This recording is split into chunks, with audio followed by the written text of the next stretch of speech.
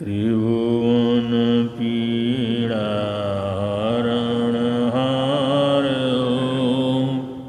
तुमको मेरा नमस्कार।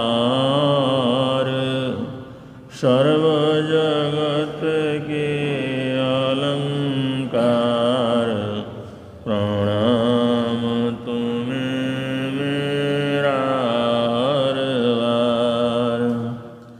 तीन जगत के नाथ आपके चरणों में जाऊं बलिहार।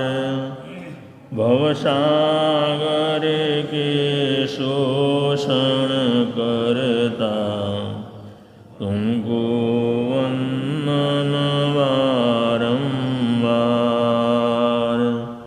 भवसागर के शोषण करता तुमको वंदन बारंबार।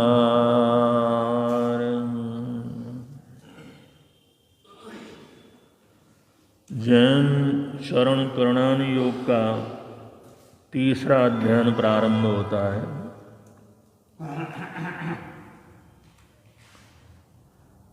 चरण करणान योग का तीसरा अध्ययन, इसका नाम है चरित्राचार। सबसे पहला था ज्ञानाचार, दूसरा अध्ययन था दर्शनाचार। ये इस अनुयोग का तीसरा अध्ययन चारित्राचार है। चारित्राचार के संबंध में शास्त्रकार ये बतलाते हैं, चरणमिहिं पवक्खामि। इस चारित्राचार का हम विवेचन करते हैं, या भगवान महावीर स्वामी ने जो चरित्राचार को फरमाया, ये जीवस्सौ स्वभावम्, एक प्रत्येक जीव के लिए सुख का कारण है। स्वभावम्, सुख प्रदान करने वाला। ये प्रत्येक प्राणी के लिए सुख देने वाला है। चारित्राचार जम चरिता, जिसका आचरण करके बहु जीवा बहुत से जीव तिन्ना संसार सागरम, आचरण करने वाले तो संसार सागर को पार कर जाते हैं। वैसे ये चरणाचार सभी प्राणियों के लिए सुखद है, सभी प्राणियों को सुख देने वाला है। इसका आचरण करने वाले तो संसार को पार कर जाते हैं। तो दो तरह की बात हो गई यहाँ पर। एक तो चरित्राचार के कारण जिसको सुख मिलता है ऐसे प्राणी, और ऐसे प्राणी जो इसका आचरण करके तमाम संसार को पार कर जाते हैं।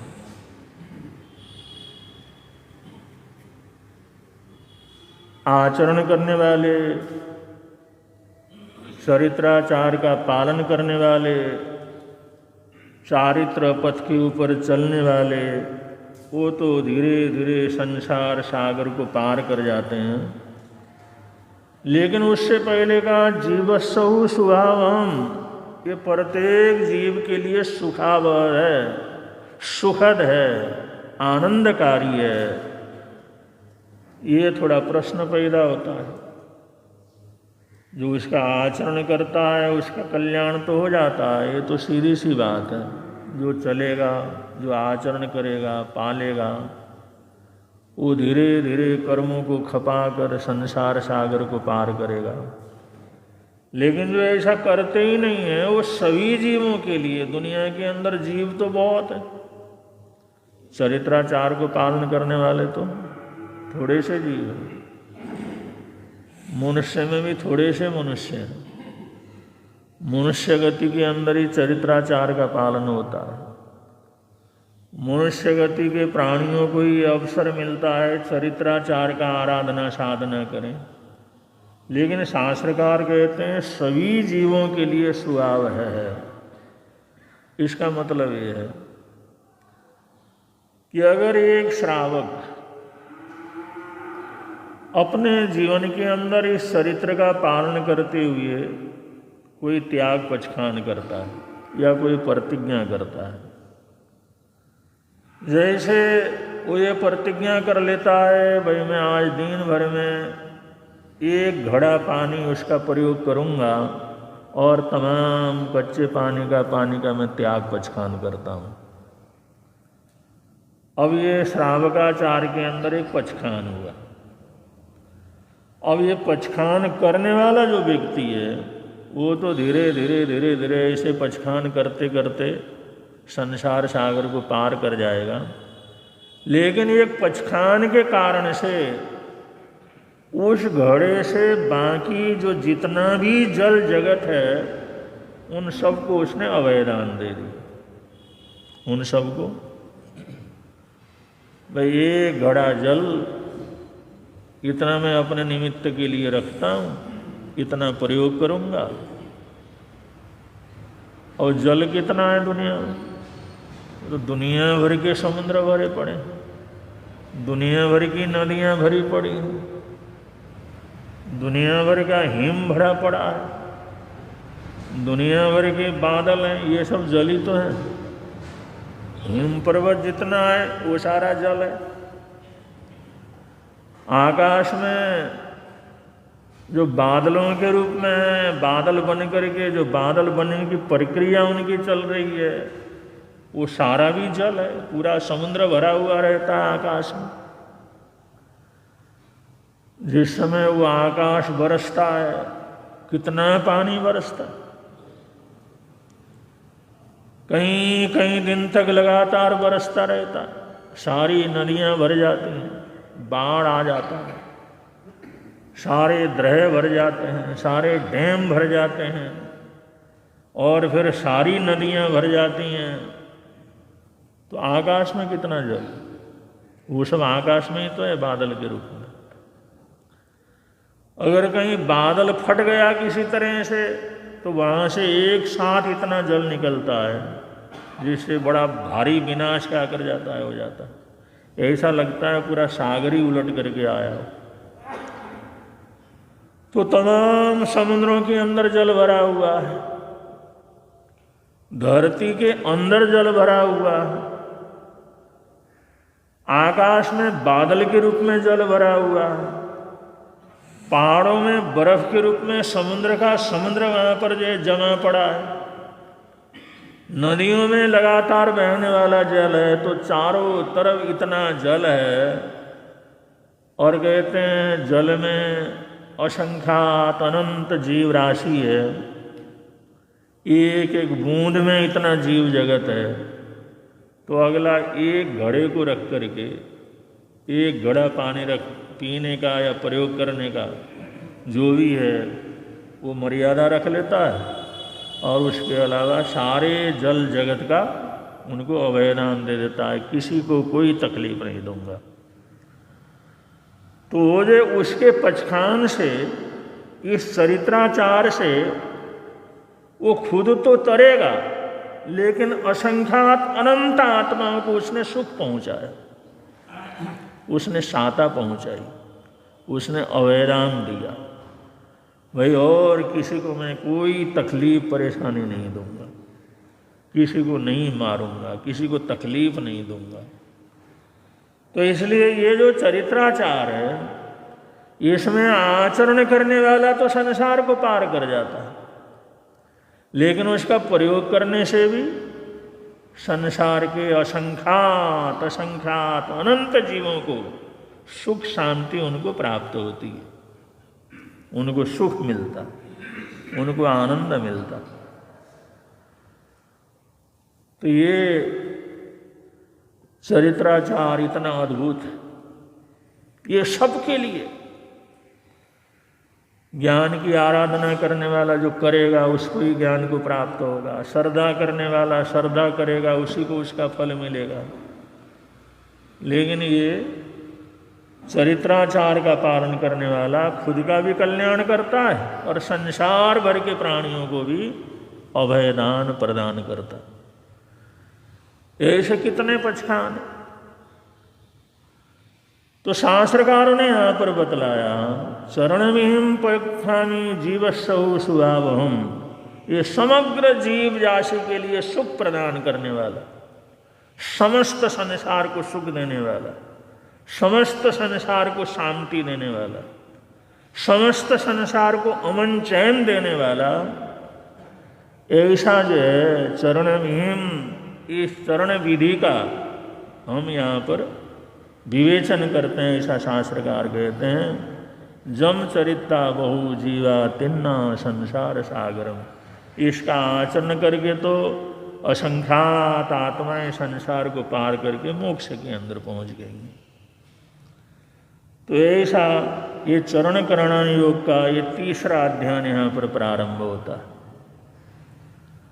शास्त्रकार यहाँ पर कहते हैं, एगो गिरें पूज्या एगो पवत्तणं असंयमे नियत्तिंच संयमे पवत्तणं।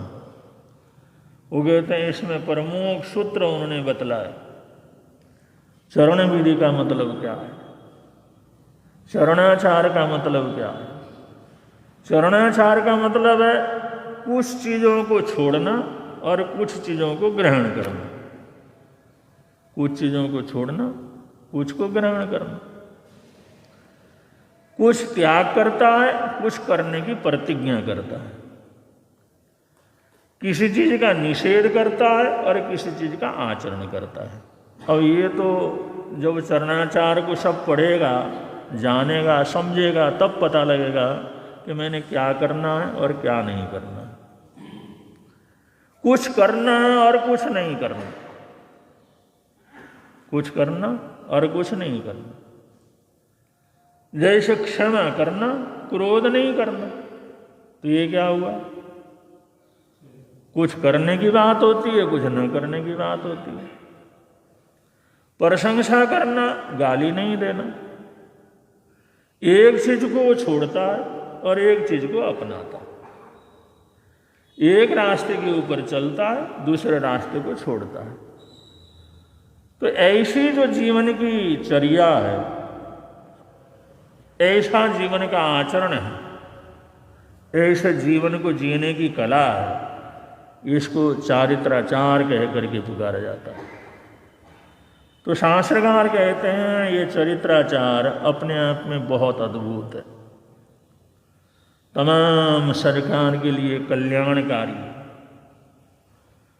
तमाम दुनिया के जीवों को सुख शांति प्रदान करने वाला है, अमन चैन प्रदान करने वाला है। तो ऐसे असंयमे नियतिंच संयमेय पवत्तनम, असंयम में असंयम से निर्वृत्त होना और संयम के अंदर प्रवृत्त होना। असंयम को छोड़ता है और संयम के ऊपर चलता है। संयम असंयम का ज्ञान करता है, संयम असंयम का विवेक करता है, और कुछ छोड़ता है कुछ अपनाता है। ऐसा आचरण करने वाला, ऐसा अभ्यास जो किया जाता है चरित्राचार के बीच में, तो ये जो है तीसरा अध्ययन यहाँ पर शास्त्रकार बड़े सम्मान के साथ इसको प्रारंभ करते हैं। और इसमें चरित्राचार में सबसे ज़्यादा बड़े विशद रूप से श्रावकाचार का वर्णन किया गया। चरित्राचार में श्रावकाचार का वर्णन,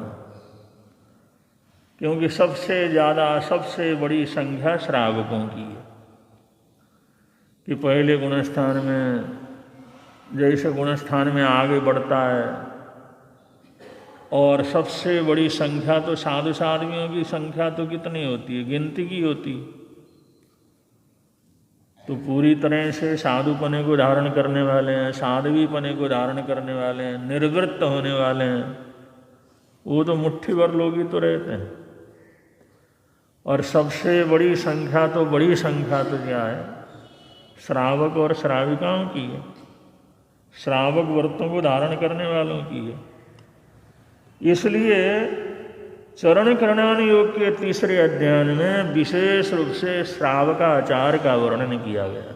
श्रावकाचार, और ये श्रावकाचार का ज्ञान होना, श्रावकाचार का अभ्यास होना, श्रावकाचार की जानकारी होना, ये जो है प्रत्येक श्रावक श्राविका के लिए परम आवश्यक है। और साध्वाचार तो ऊपर चढ़ने की बात होती है, बहुत आगे बढ़ने के बाद। हमारे जीवन में सबसे पहले श्रावकाचार ही आता है, तो उसी को शास्त्रकार विशेष रूप से इस अध्ययन के अंदर फरमा रहे हैं। और श्रावकाचार में भी कहते हैं, ये जो श्रावकाचार है इसे रत्न करंडक श्रावकाचार। ये श्रावकाचार ऐसा है जैसे रत्न करंडक हो, जैसे रत्नों का टोकरा हो, जैसे रत्नों की टोकरी होती है, जिस टोकरे के अंदर रत्न भरे हुए हों, जैसे वो मूल्यवान होता है। भले ही टोकरा वो रस्सी का बना हुआ हो, भले ही वो टोकरा बांस का बना हुआ हो, किसी घास का बना हुआ हो, टोकरा बना हुआ है, लेकिन रत्न करंडक माने उसके अंदर रत्न भरे हुए, रत्न भरे हुए। हमारा जीवन भले ही क्षणभंगुर हो, भले ही जो सामान्य हो, साधारण परिवार के अंदर जन्म लिया हो, बहुत से कर्म उदय उसके जीवन के अंदर हो, बहुत सी तकलीफें वगैरह उसके जीवन के अंदर हो, लेकिन वो अगर उसको संपर्क मिले और श्रावकाचार का अगर उसको अभ्यास हो जाए, तो ऐसा ही होता है रत्न करंडक, जैसे रत्नों का, अनमोल रत्नों का भरा हुआ टोकरा। उसकी मूल्यवत्ता बड़ी अद्भुत होती है, मूल्यवान होता है। तो रत्न करंडक श्रावकाचार बोला है। ये श्रावकाचार रत्न करंडक, रत्न भरे हुए हैं इसके अंदर। इसमें श्रावक जीवन का, श्रावकाचार का बड़ा भारी जो है मान सम्मान और बड़ा गौरव यहाँ पर तीसरे अध्ययन के अंदर दिया गया है। क्योंकि अब हम साधु बन जाते हैं, साधु हो जाते हैं। मौन साधुओं का लक्षण होता है, ज़्यादा से ज़्यादा मौन की आराधना करते हैं, ज़्यादा से ज़्यादा एकांतवास की आराधना करते हैं, सारे दुनिया के काम काज से उपरत होते हैं। कभी ज़रूरत पड़े तो जा कर के बस्ती में से रोटी पानी ले आते हैं, नहीं ज़रूरत पड़े तो आराम से कोई जंगल में, कोई उपवन में, कोई गुफा में, कहीं न कहीं अपनी आराधना साधना के अंदर रत रहता है। अब जिस समय ऊपर चढ़ने के बाद, विशेष रूप से वैराग्य होने के बाद, संसार से उपरत होने के बाद जो साधु बन जाता है, तो उसको तो ज़्यादा से ज़्यादा संसार से विरक्ति तो होती।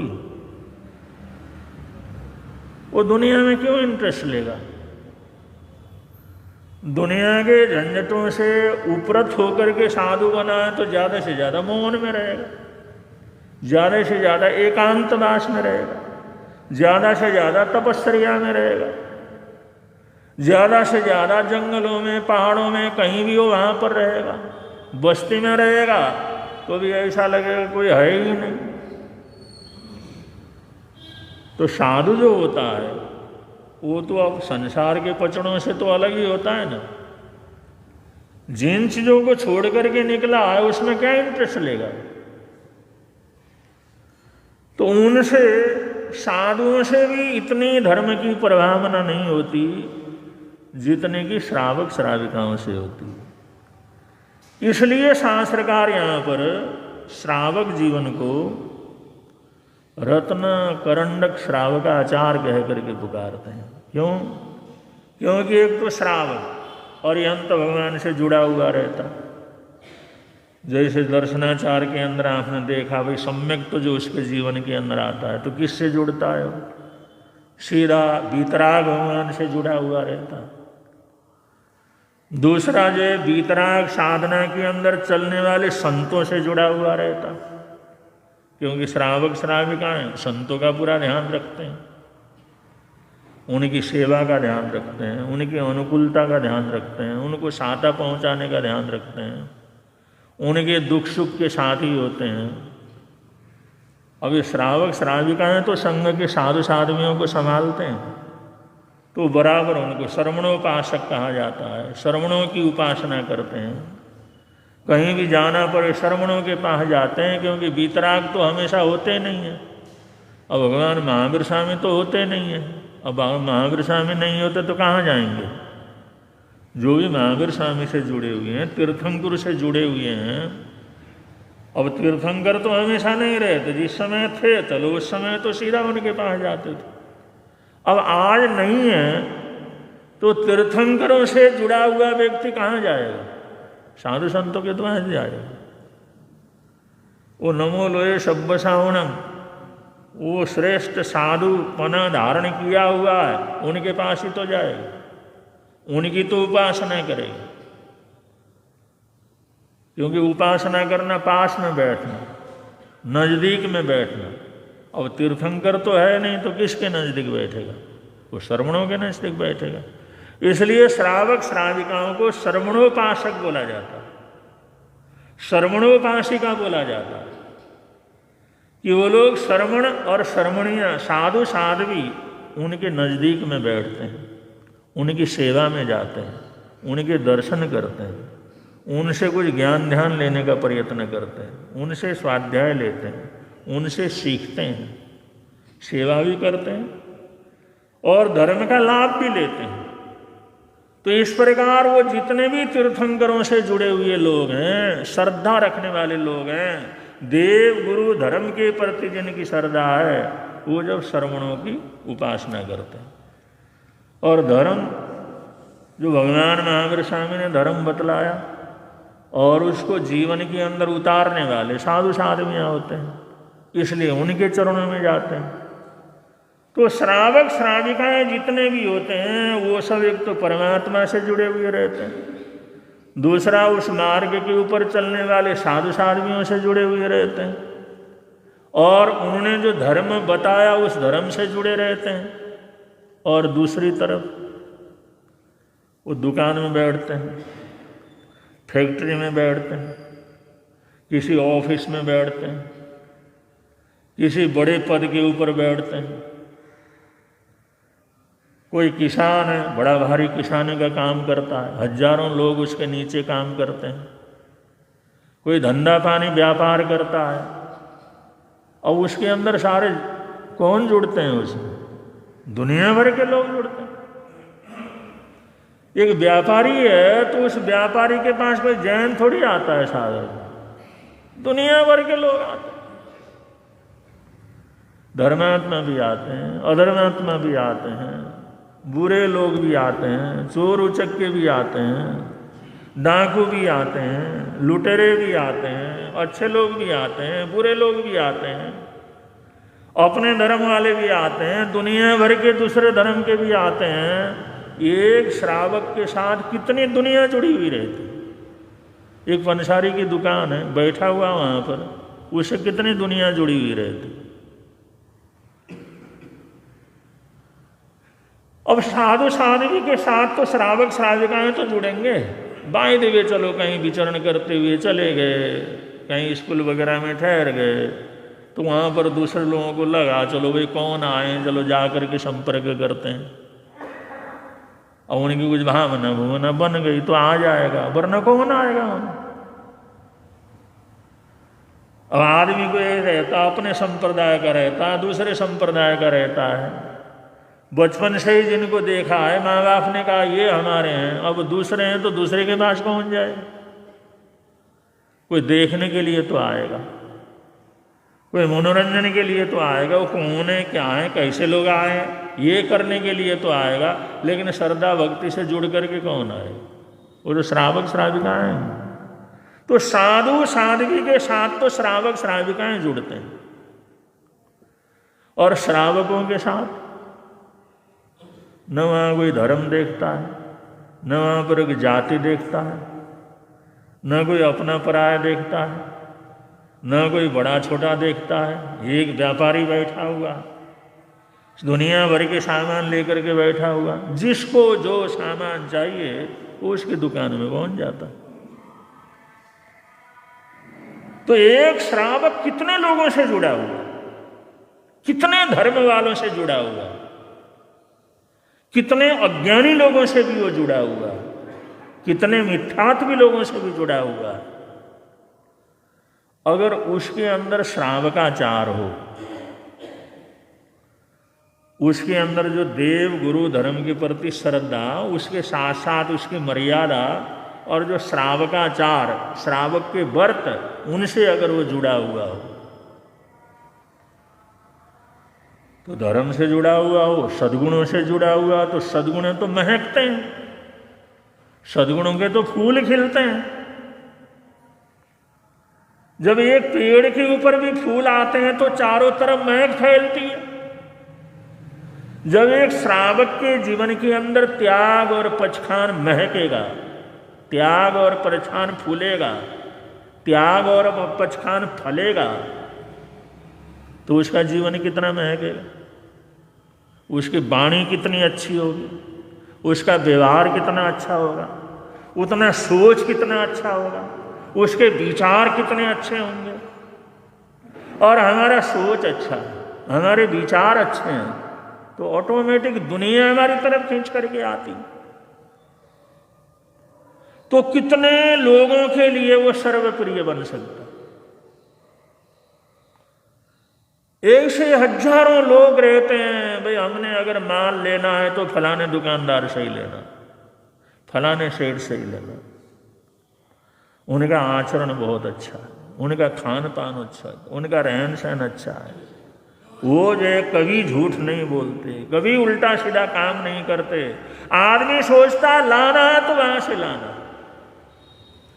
बहुत से ऐसे जो है जिनके जीवन के अंदर ये श्रावकाचार फला हुआ है, वो अगर सामान भी देते हैं तो प्रार्थना करते हुए देते हैं, हे प्रभु इसके जीवन में अच्छा हो, इसके जीवन में सुख शांति हो, इसके परिवार में सुख शांति हो, इसके जीवन में बरकत, इसके बाल बच्चों का कल्याण, इसकी भावना अच्छी बने, ये सन्मार्ग के ऊपर चले, इसको तकलीफ कुछ न हो, कोई परेशानी न हो, कोई नुकसान न हो। अगर ऐसी भावना भाता हुआ कोई सामान देता है तो भावनाओं का तो प्रभाव पड़ता है, इन विचारों का बड़ा प्रभाव पड़ता, भावना का बड़ा प्रभाव पड़ता। अगर ऐसी भावनाओं से भर करके, ऐसी सद्भावनाओं से भर करके, क्योंकि श्रावकाचार होगा तो सर्व कल्याण की बात सोचेगा। सर्वे भवन्तु सुखिनः, सर्वे सन्तु निरामय, ऐसे सोचता हुआ करेगा। नमो लोए सब श्रावणम, सबका कल्याण हो, सभी अच्छे बने। जब ऐसी भावना भाता हुआ देगा तो अगले को भी बरकत होगी, अगले को भी बरकत होगी। देने वाला सद्भावना से देता, सद्विचारों से देता, प्रेम से देता, स्नेह से देता है। कोई भी चीज बड़े प्रेम से किसी को भेंट करता है तो उसका बड़ा भारी प्रभाव पड़ता है।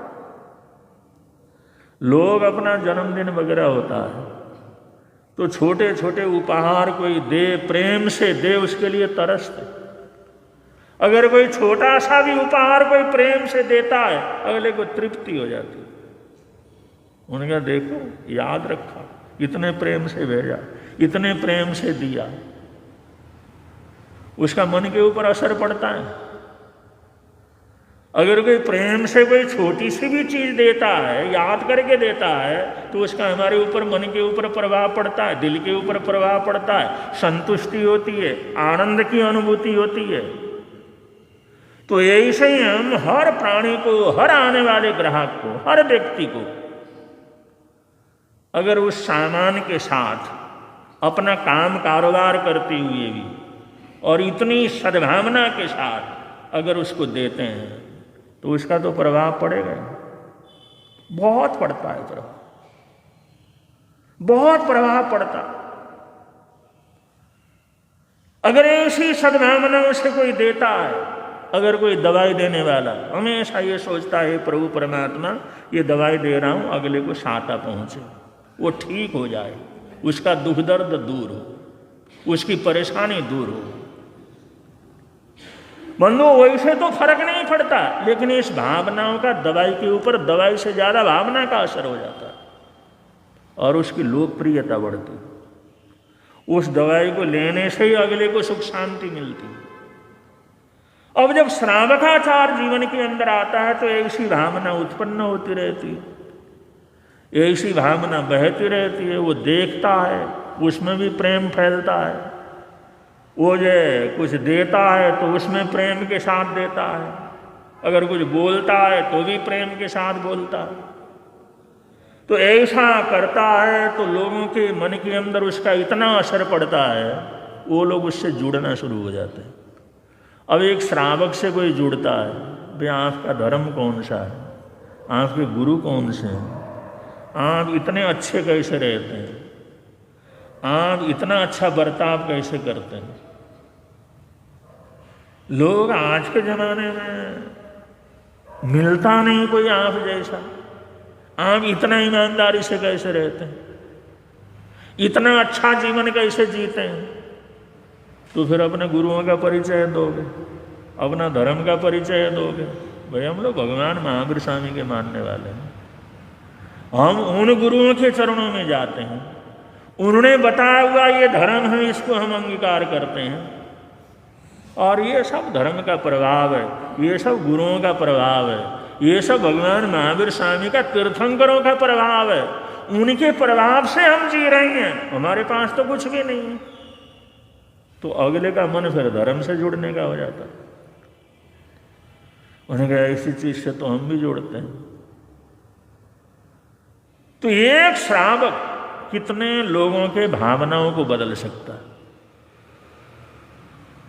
वो जो किसी गरीब है, कोई ज़रूरतमंद है, किसी को आवश्यकता है, कोई तकलीफ में है, ऐसे समय पर ऐसे प्रेम और सद्भावना पूर्वक थोड़ा सा भी अगर कुछ देता है तो डूबते को तिनके का सहारा हो जाता है। अगला जिंदगी भर उसके उपकार को जो है नहीं भूलता और उसके धर्म का अनुयायी हो जाता है। वो भी सोचता है मैंने भी ऐसा ही जीवन, इन्होंने ऐसा किया तो मैंने भी ऐसा ही करना। तो ये भावना बनती है, ये सोच बनता है। अगर ये सोच बदल जाता है, भावना बदल जाती है, सद्भावना जीवन के अंदर आती है तो सम्यक दर्शन का प्रभाव होता है। मोहनीय कर्म वो थोड़ा शांत, क्षय और क्षयोपशम होता चला जाता है और धीरे धीरे उसके मन के अंदर धर्म के प्रति अटूट श्रद्धा पैदा हो जाती है। श्रावक के कारण, श्रावक के व्यवहार के कारण, श्रावक के आचरण के कारण वो अपना काम कर रहा है, लेकिन अपना काम करते करते वो अगर श्रावकाचार के अंदर है तो कितने लोगों को बदल सकता है। ऐसा प्रयत्न नहीं करते, ये श्रावक श्राविकाओं की कमजोरी है। वरना जितनी धर्म की प्रवाहना साधु संत करते हैं उससे ज्यादा प्रवाहना श्रावक श्राविकाएं कर सकते हैं। उनके पास कुछ कहने के लिए भी साधन है, उनके पास देने के लिए भी साधन है, उनके पास सहयोग करने के लिए भी साधन है, उनके पास उसके घर में जाने आने के लिए भी साधन है। अब साधु संत हर जगह थोड़ी जा सकते हैं। हम सोचे भाई यहाँ से फलाने जगह जाके आओ, कहाँ से आके आए? अब हर जगह थोड़ी जा सकते हैं। अगर कोई तकलीफ में तो हम लोग आशीर्वाद के सिवाय और क्या दे सकते हैं? किसी को 100 रुपया की जरूरत है, अब हमारे पास तो है नहीं, हम क्या देंगे? उसकी जरूरत कैसे पूरी होगी? एक श्रावक तो फट हाथ में जेब में हाथ डाला, 100 रुपया उठा करके दे दिया, ले भाई, अगले की दुविधा। अब जितना श्रावक कर सकता है उतना साधु कहाँ कर सकता? अगर एक आदमी को 100 रुपया की सख्त जरूरत है तो साधु क्या करेगा? किसी को बुलाएगा, फिर पूछेगा भाई तेरे पास कुछ है या नहीं। उन्हें कहा अरे उसको देना है। वो कहता महाराज क्या है, आप इधर उधर इधर, ये दुनिया के अंदर देखोगे तो पता नहीं कितने लोग ऐसे हैं, आपको क्या लेना देना है इसमें? वो 100 रुपया का सहयोग नहीं करा सकता। और ये एक श्रावक साधारण से श्रावक क्यों न हो, ऐसी पड़ता यहाँ पर जरूरत है, यहाँ पर आवश्यक है, इतने थोड़े से पैसे की वजह से परेशानी में, और झट जेब में डाला, 100 रुपया उसको दे दिया, उसकी समस्या उसने समाधान कर ली। और उस उपकार को वो जिंदगी भर भूल नहीं सकता। अपने घर में 1000 बार कहेगा कि फलाने सेठ ने हमारे साथ ऐसा व्यवहार किया, उन्होंने सहयोग दिया। अपने साथियों को कहेगा, अपने समाज में कहेगा, अपने बच्चों को कहेगा, अपनी बहू बेटियों को कहेगा। जो उपकार जिसने किया है और जिसके मन के ऊपर ऐसी स्मृतियाँ, ऐसी स्मृति इतना भूलता नहीं। तो आप देखो श्रावक श्राविकाएं अगर श्रावकाचार के अंदर आते हैं वो कितना बड़ा उपकार कर सकते हैं, कितना बड़ा सहयोग कर सकते हैं, कितनी धर्म की प्रभावना कर सकते हैं, कितने लोगों को देव गुरु धर्म से जोड़ सकते हैं। लेकिन लोग इस तरह की भावना रखते नहीं हैं क्योंकि उनमें श्रावकाचार नहीं है। श्रावकाचार न होने के कारण जिस समय हिमाचल के अंदर जा रहे थे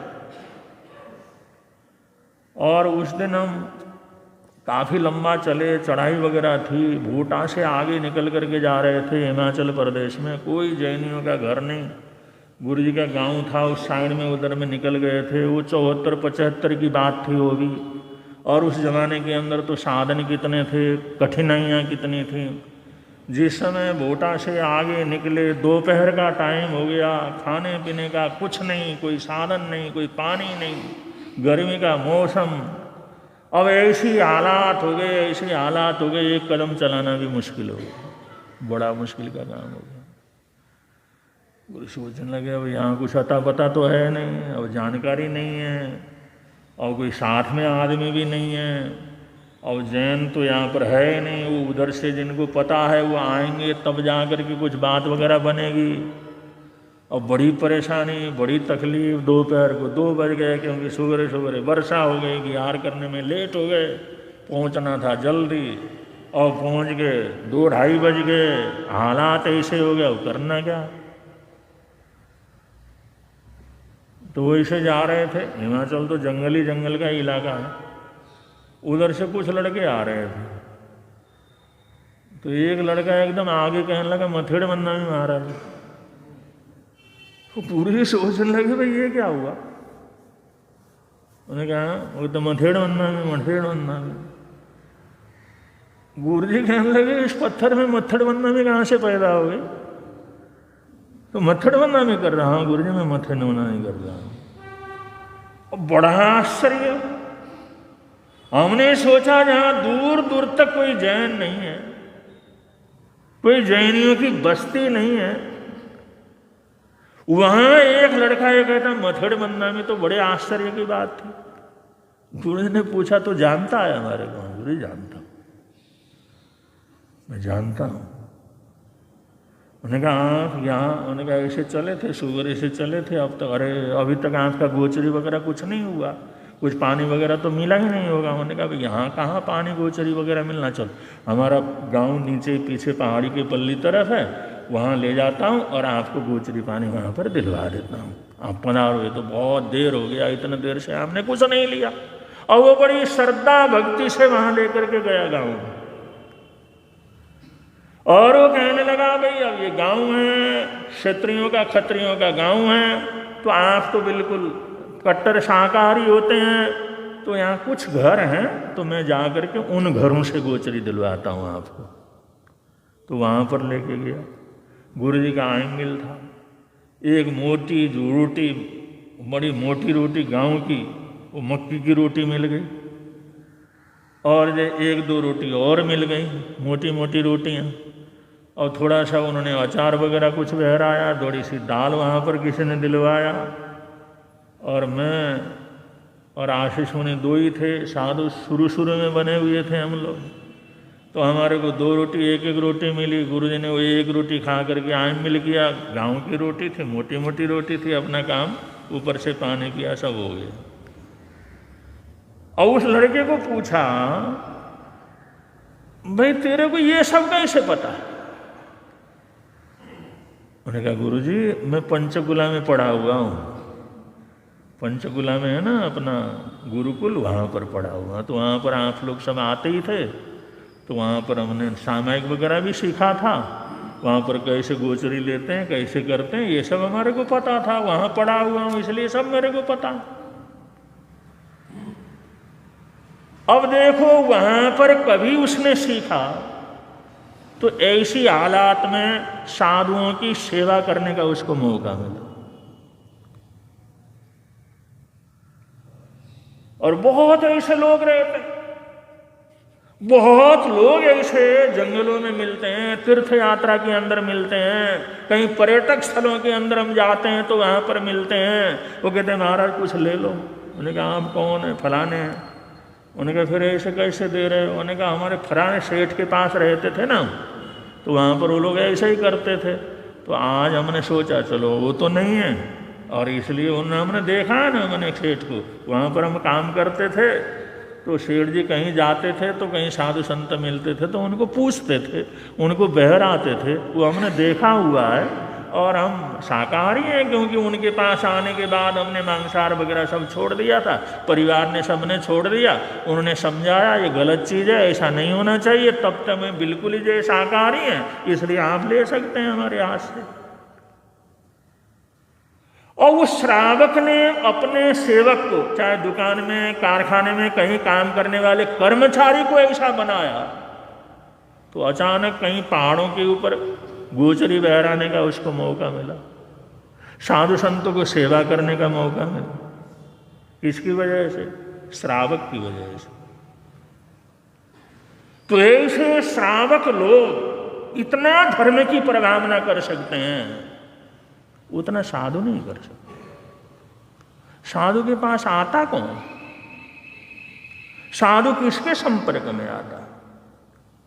अव्वल तो जिनको वैराग्य है, दुनिया के इस धंधे पानी से बिल्कुल अलग रहते हैं, ज़्यादा से ज़्यादा एकांत सेवन करना रहते हैं, एकांत स्थान में रहते हैं, मौन में रहते हैं, अपनी साधना के अंदर रहते हैं, और ऐसे हर जगह आना जाना उनका नहीं रहता। एक श्रावक जहाँ देव गुरु धर्म से भी जुड़ा हुआ रहता है, तो हजारों लाखों धर्मात्मा अधर्मात्मा दुनिया भर के लोगों से जुड़ा हुआ रहता है। तो वो करना चाहे कितनी धर्म की प्रभावना कर सकता, कितने लोगों को इंसानियत दे सकता, कितने लोगों तक अहिंसा का संदेश पहुंचा सकता। इसलिए श्रावक कहते, इसलिए शास्त्रकार कहते हैं रत्न करंडक श्रावकाचार। ये श्रावकाचार तो ऐसा रत्नों का भंडार है, तो आप लोग तो रत्न करंडक हैं, रत्नों के भंडार हैं, बस अपने आप को पहचानते नहीं हैं, अपने आप को जानते नहीं हैं। हमने किस तरह से श्रावक जीवन को जीना है इसका ज्ञान नहीं है, इसलिए कुछ होता नहीं है जितना होना चाहिए। वरना एक साधारण से साधारण श्रावक भी पता नहीं कितने लोगों का भला कर सकता है, कितने लोगों का भला कर सकता है और कितने लोगों को धर्म से जोड़ सकता है। तो ये चरण करण योग का तीसरा जो अध्ययन चरित्राचार है, और इसमें विशेष महत्व दिया गया है श्रावकाचार का। तो आगे आएंगे प्रकरण, जैसे जैसे आएंगे आप लोगों के समक्ष लाएंगे, तो बड़े प्रेम से आप लोग बोलेंगे, मिलता है आनंद प्रभु की वाणी से, मिलता है आनंद प्रभु, धर्म लगता प्यारा प्यारा धर्म, पापों की वह बहती धारा, पापों की वह बहती हो जाती है बंद प्रभु की वाणी से।